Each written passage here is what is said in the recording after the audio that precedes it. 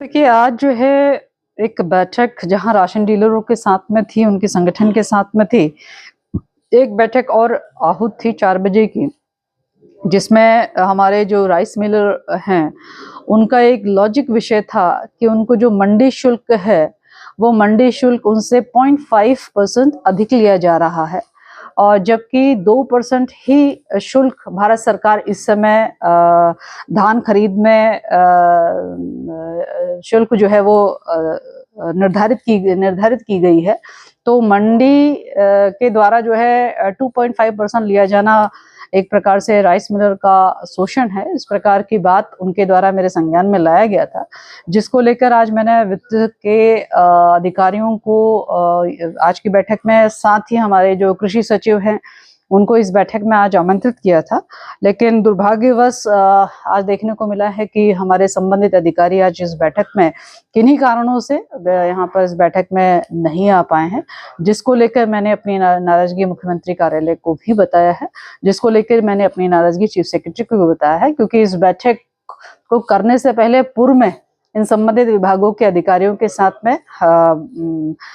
उनकी सहमति के साथ में ही ये बैठक जो है आहूत की गई थी, क्योंकि जनपदों से हमारे राइस मिलर्स आए हुए थे और उन्हीं की सहमति के साथ में बैठक भी बनाई गई थी। तो उनका नहीं आना दुर्भाग्यपूर्ण है, जिसको लेकर मैंने अपनी नाराजगी बता दी है और मैं समझती हूँ कि इस पर उचित कार्रवाई होगी। मैम, खाद्य विभाग की बैठक में जो महत्वपूर्ण बात थी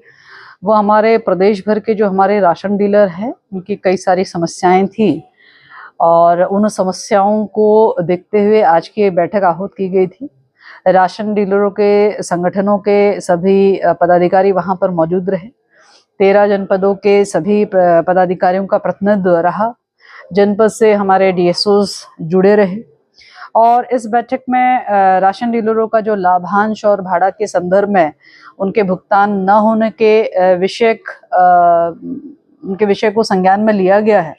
जिसमें उनको हम लोगों ने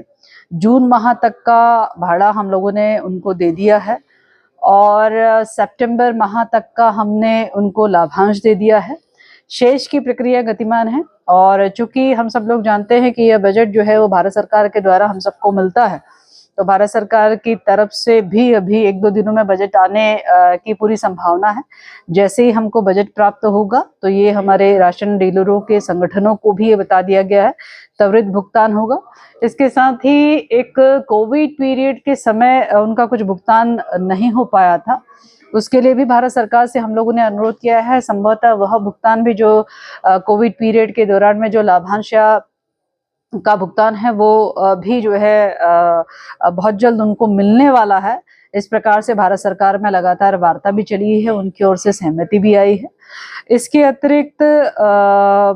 हमारे जो राशन डीलर हैं उनका कहना था कि हमारे सभी गोदामों में जो है, जो हमारे लगभग 193 गोदाम है और खासकर जो बड़े बड़े जनपद है जहाँ बड़े बड़े गोदाम है वहाँ पे धर्म कांटा लगना चाहिए। उसके निर्देश भी आज हमने डिपार्टमेंट को दिए हैं कि हम लोग ये सुनिश्चित कर ले कि जहाँ पे 100 कुंटल का हमारा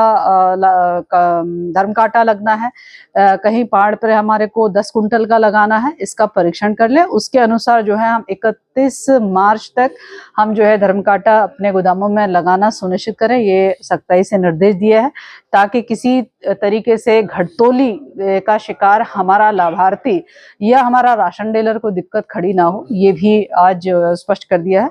इसके साथ ही एक समस्या और हमारे बीच में बताई गई थी, वो समस्या जो हमारे कार्ड धारक हैं, कार्ड धारकों के लिए ये नियम है कि हम लोग 10 दिन के अंतर्गत उनको हम राशन कार्ड बनाकर देते हैं। तो संभवतः 10 दिन के अंतर्गत में राशन कार्ड उनकी जब हम ऑनलाइन कर देते हैं, उनका राशन कार्ड बनता है तो वो उनको कागज में शुरुआत में 10 दिन के अंतर्गत प्राप्त होता है। अब ये उनकी ओर से आया था कि इसको पीवीसी बनाने के लिए, कार्ड को पीवीसी के रूप में देने के लिए हमारे को मशीन जो है हमारे को खरीदने की अनुमति मिल जाए। इसके लिए भी आज निर्देश दे दिए हैं कि हमारे सभी डीएसओज अपने अपने जनपद में जिला स्तर पर ही वे मशीन को लगाएं और उसी मशीन से जो है 10 दिन के अंतर्गत उनको राशन कार्ड कागज में नहीं अपितु पीवीसी फॉर्म में जो है उनको कार्ड बना के दे, ये भी स्पष्ट तरीके से उनको निर्देशित कर दिया है। तो आज ये सभी प्रमुखतः बिंदु जो है आज बैठक में रहे हैं और निश्चित रूप से आने वाले समय में हमारे राशन डीलरों के पास में जो है ई-पॉस मशीन के माध्यम से भी राशन वितरण होगा, जिसमें सारा सिस्टम जो है वो बायोमेट्रिक पैटर्न से बिल्कुल नेट टू नेट रहेगा। तो उसका भी प्रशिक्षण जो है उनको प्राप्त हो, इसको भी हमने दिशा निर्देश दिए हैं। तो निश्चित रूप से हम सबकी एक कोशिश है कि जो हमारा पीडीएस सिस्टम है वो बहुत पारदर्शी तरीके से, सुव्यवस्थित तरीके से संचालित हो, ताकि हमारे लाभार्थी जो कि राशन कार्ड धारक है उनको किसी प्रकार की असुविधा न होने पाए। इसके अलावा हाँ, एक और बात एसएफआई के अंतर्गत भी आपको बताना चाहूंगी कि हमारे राशन डीलरों की यह मांग थी कि एसएफआई के अंतर्गत जो हमारे कार्ड धारक हैं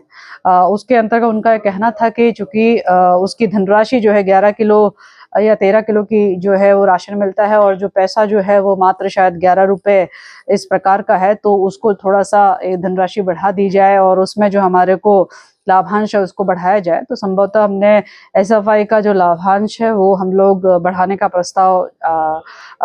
अग्रसारित है और बहुत जल्द हमें ये बहुत जल्द मुझे लगता है कि इसका शासनादेश निर्गत होगा, जहां हम 180 रुपए पर कुंटल के हिसाब से जो है हम लाभांश एसएफआई के कार्ड धारकों के माध्यम से हमारे राशन डीलरों को जो है वो प्राप्त हो सकेगा। तो ये भी एक कार्य प्रगति हुई है। इसके अलावा हमने कहा था कि भी हमारे पूर्व में निर्देश दिए थे कि हमारे जितने भी सस्ता गल्ले की दुकान है जो रिक्त है उसमें हम लोग महिलाओं को 33% का आरक्षण हम लोग दें, तो उसकी भी प्रस्ताव को जो है